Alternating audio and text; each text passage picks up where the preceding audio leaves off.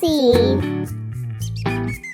Then story time with Zava and Sarah.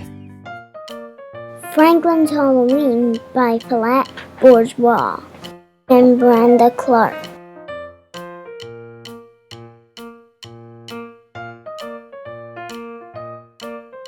Franklin could count by twos and tie his shoes. He knew the days of the week, the months of the year, and the holidays in every season. Today was October 31st. It was Halloween. Franklin could hardly wait for tonight's costume party. Everyone would be there. Franklin and his friends had talked about the party for weeks. There would be games, prizes, and even a parade. Best of all, there would be a haunted house. I think there'll be bats and spiders, said Franklin. And skeletons, added Beaver. Rabbit shivered. My sister said she saw a real ghost in there last year, said Beaver. That silly Rabbit. There are no real ghosts. All of Franklin's friends were excited because of the costume contest. Franklin wasn't sure what he was going to wear. He tried on everything in his dress-up trunk, but nothing seemed quite right. Beaver and Goose were keeping their costumes secret. Try to find us at the party, they giggled. Fox was also mysterious about what he was going to be. Look for something gruesome, he said. That gave Franklin an idea. He would be something creepy.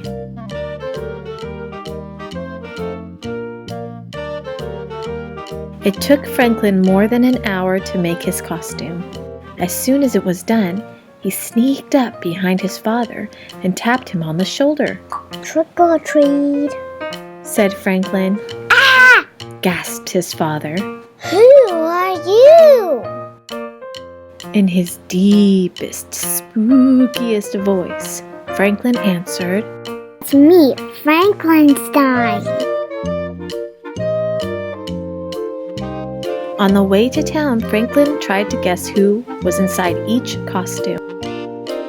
At least I don't have to worry about finding Bear, said Franklin. He's always a ghost. By the time Franklin and his parents arrived, the party had started. Franklin spotted a ghost at the apple bobbing and hurried toward him. Hello, Bear, Franklin said.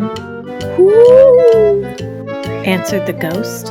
That's good, Bear, said Franklin. You sound really scary.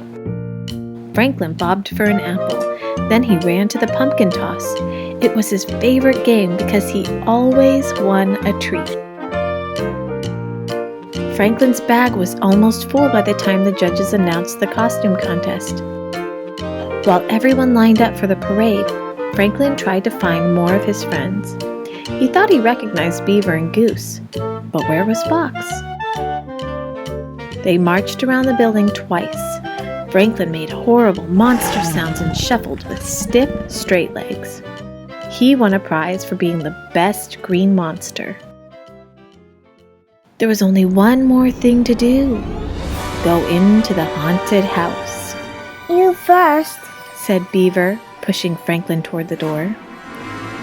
It creaked open. A skeleton rattled. Chains clanged. There were moans. Franklin stepped on something crunchy. Suddenly, a big, hairy hand reached out of the darkness. Franklin's heart beat hard and fast, but before he could scream, a light was flicked on. Trick or treat, shouted Mr. Mole. Franklin looked around nervously. Then he laughed. The hairy hand was only Mr. Mole's mop.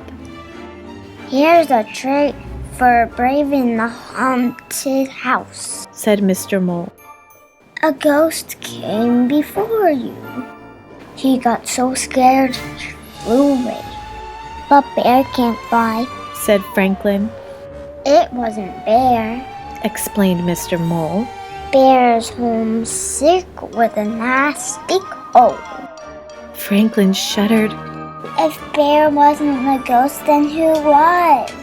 He ran back to his friends, who were waiting in line for the haunted house. Was that scary? Asked Fox. You look like you've seen a ghost. Maybe I did, said Franklin. He told them what Mr. Mole had said. You mean that Bear was never here? Asked Beaver. Franklin shook his head. The ghost flew over them. It swooped low and called, Woo! Rabbit twitched. So what is mine? Says who and flies. A real ghost! Answered Goose. Run! Franklin was about to follow when he saw a feather floating down. Stop! He shouted. I think I know who the ghost is. Franklin showed them the feather. Look, it must be Mr. Owl. Even Rabbit giggled when he realized the trick their teacher had played. By the end of the party, everyone's bag was full. Poor Bear, said Raccoon. No treats for him. We could share our treats with Bear, suggested Franklin. All the friends agreed. They each put some treats into a bag. Then they walked to Bear's house and left the bag on the doorstep. Trick and treat, they called. On the way home, Franklin looked into his treat bag. Goodness, said his mother. You have enough there to last until next Halloween, said his mother. Maybe, said Franklin, sampling a few.